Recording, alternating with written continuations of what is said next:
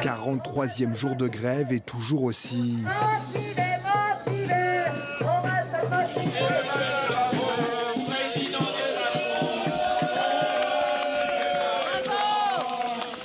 Avant de rejoindre le cortège parisien, plusieurs syndicats se sont retrouvés ce matin derrière la gare de Lyon, où se tient une assemblée générale.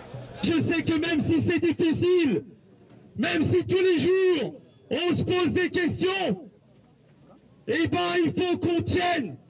Et je peux vous dire qu'on tiendra. Galvaniser les troupes, ne pas céder au découragement. Non, ce ne sera pas le dernier baroud d'honneur. Effectivement, ça n'a pas pris la forme qu'on voulait, c'est-à-dire une grande grève générale, un peu comme il y avait eu en 68. Aujourd'hui, on a du mal à le créer. Mais pour autant, il y a plein de secteurs professionnels qui se mobilisent. Je peux vous dire qu'on est prêt à tous les sacrifices. J'y ai mis 43 jours. J'ai peut-être perdu 4000 balles dans cette affaire. Ben, c'est rien. J'en mettrai encore plus. Et je peux vous dire, les yeux dans les yeux au Premier ministre, qu'il ne sait pas ce que c'est que le mot détermination. Motivé, mais bien conscient que pour gagner, il faudrait faire plus.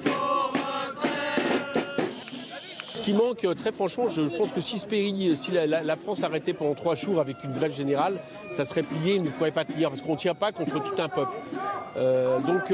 J'allais dire, tout dépendra dans les semaines à venir de la manière dont ça se matérialisera. Voilà, parce que c'est clair que c'est pas seulement les cheminots, c'est pas seulement les RATP qui peuvent tenir ça seul, mais j'observe qu'il y a de plus en plus de métiers qui se mettent en grève. On est un peu au milieu du gué, dans une nouvelle phase. Moi, je pense qu'on peut toujours y arriver. Ouais.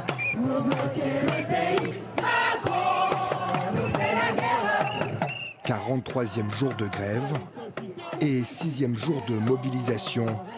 Le cortège démarre dans les rues de la capitale. On est content déjà de savoir qu'il y a du monde, donc moralement ça va très bien. Et évidemment, voilà, 43 jours, on pourrait croire que voilà, tout est fini, que ça va plier. Et moi je vous donne rendez-vous la semaine prochaine. Et puis vous verrez bien, je pense qu'il y en aura d'autres. Et voilà, donc c'est aussi ce qu'on se dit aussi, c'est que voilà, le gouvernement lui aussi compte les jours. Alors le rapport de force, il est là. Du côté des grévistes, on compte aussi les jours sans solde qui s'accumulent. C'est vrai que c'est limite, on commence à tirer la langue, quoi. Et pour la paye de février, ouais, ça va être une catastrophe et je préfère pas y penser.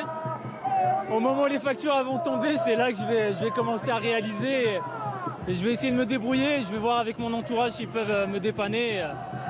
Et je me débrouillerai, voilà. Une grève longue et difficile, mais qui n'entame pas la détermination des grévistes. Tout est dur, mentalement, physiquement, financièrement, on est au bout. Mais quand on est dans un combat, on n'a pas le droit de ne pas y croire.